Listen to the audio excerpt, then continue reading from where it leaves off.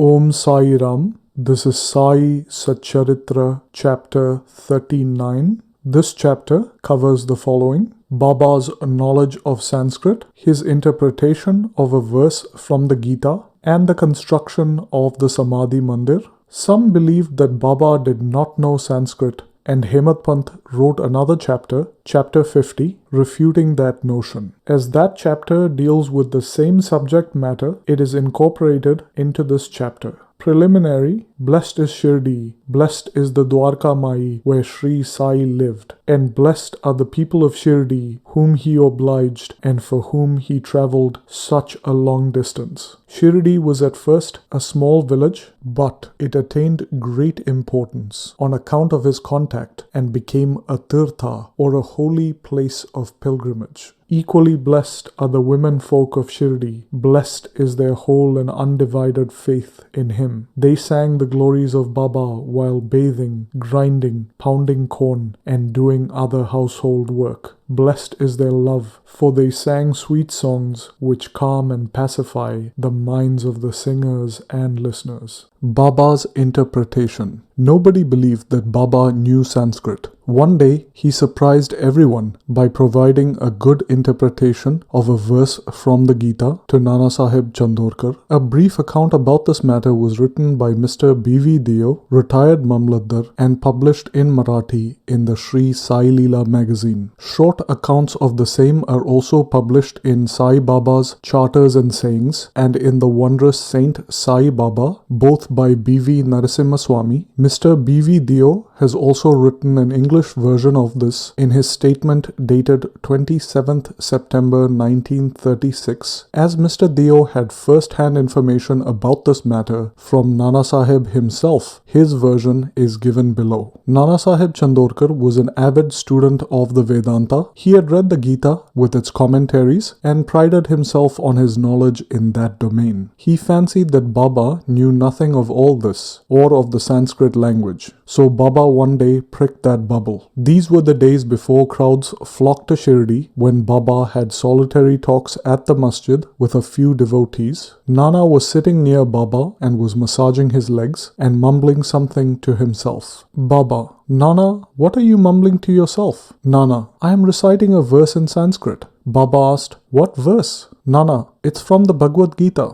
Baba then said, Say it out loud. Nana then recited the verse, which was as follows: Tat vidi pranipatena pariprashnena sevaya upadekshanti te jnanam jnaninas tatvar darshina. Baba asked, Nana, do you understand it? Nana responded, Yes. Baba then asked, If you do, then tell me what it means. Nana responded, It means by Sashtanga Namaskar or prostration, questioning the Guru, and by serving him, learn what jnana is. Then those jnanis who have attained the real knowledge of the Sadvastu or Brahma will give you upadesha or instruction about jnana. Baba then said, Nana, I do not want this sort of summary of the whole stanza. Give me each word, its grammatical force and meaning. Then Baba made Nana explain it word by word. Nana, is it enough to merely prostrate? Then Nana responded, I do not know any other meaning of the word pranipata other than prostrating. What is pariprashna? Asked Baba. Asking questions, responded Nana. What does prashna mean? Baba continued. The same, asking questions, responded Nana. If pariprashna means the same as prashna or question, why did Vyasa add the prefix pari? Was Vyasa out of his mind? Nana responded, I do not know of any other meaning for the word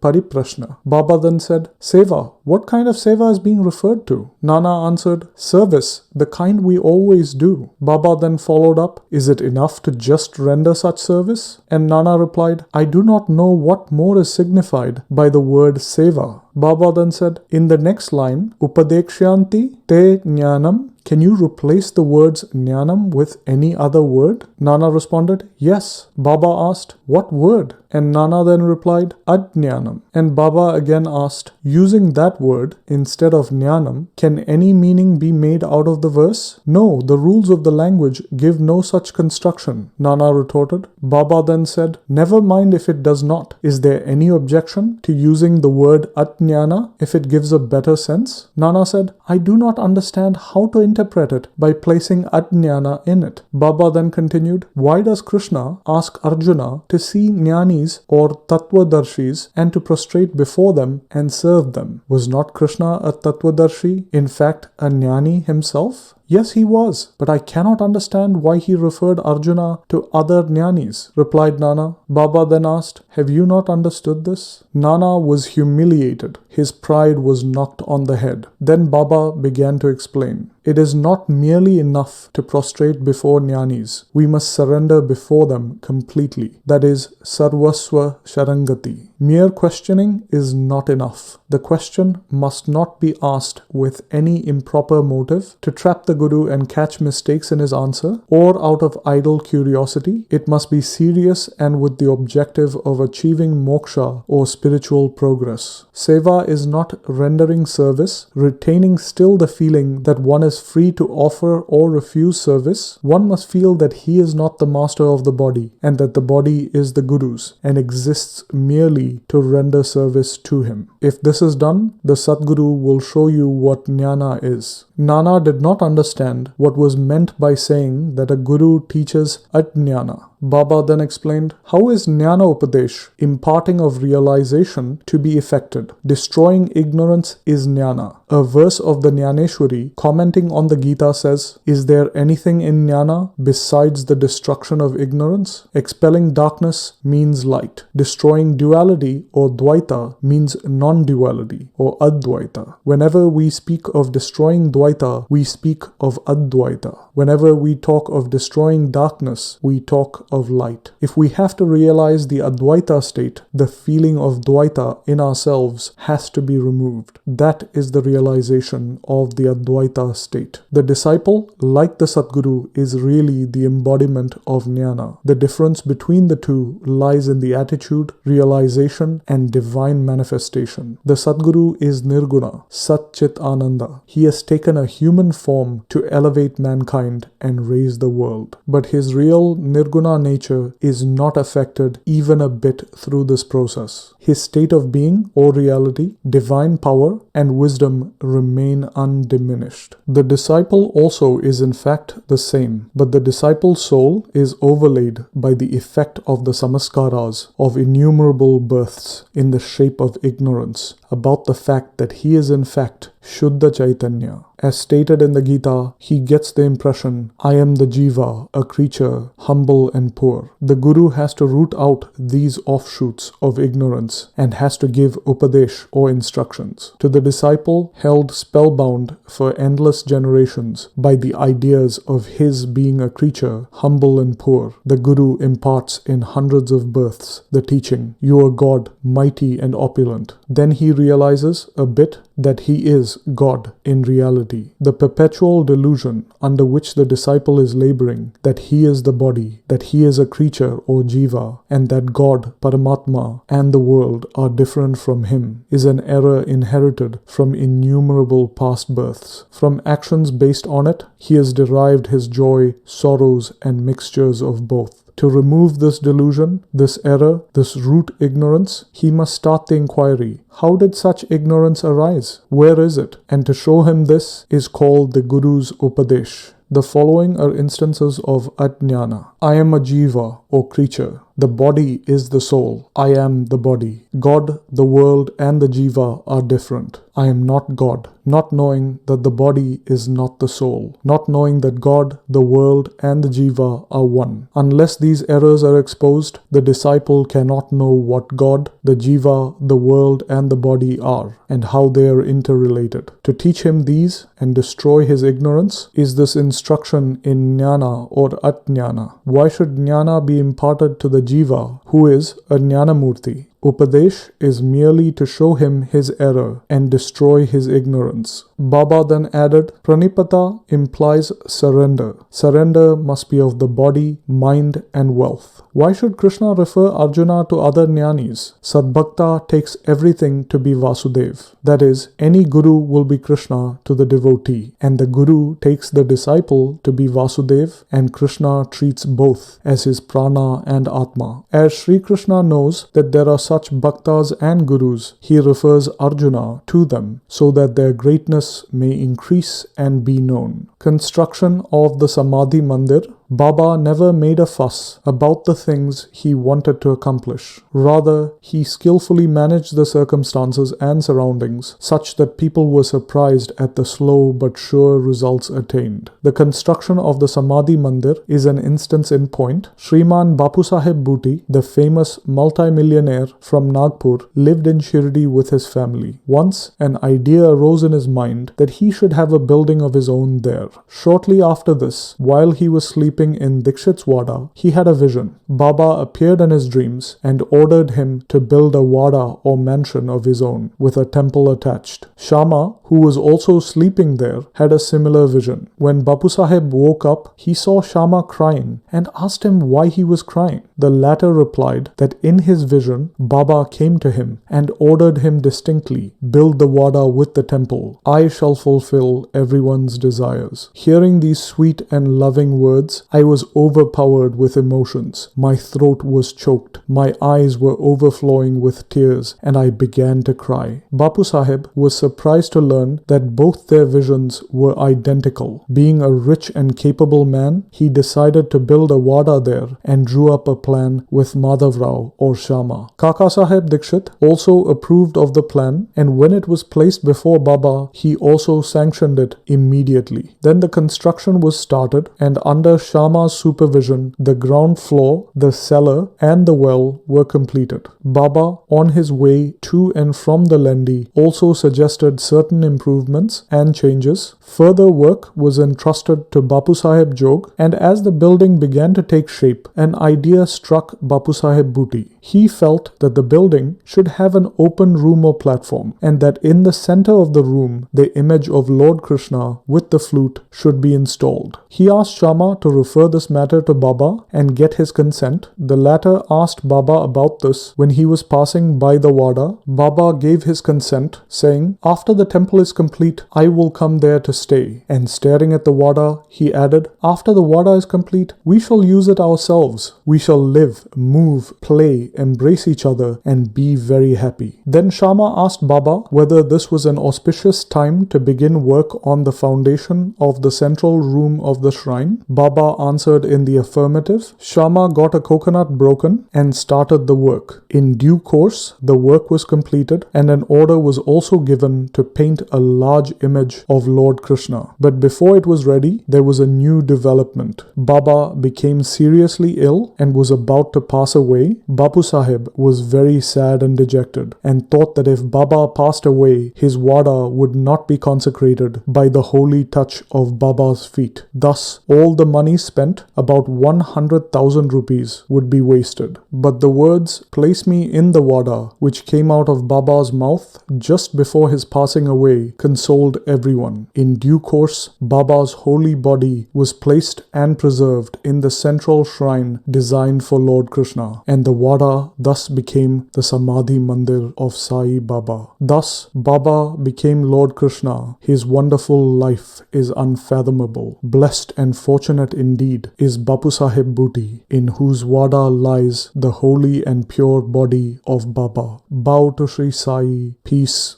be to all. And this brings us to the end of Sai Satcharitra, chapter 39.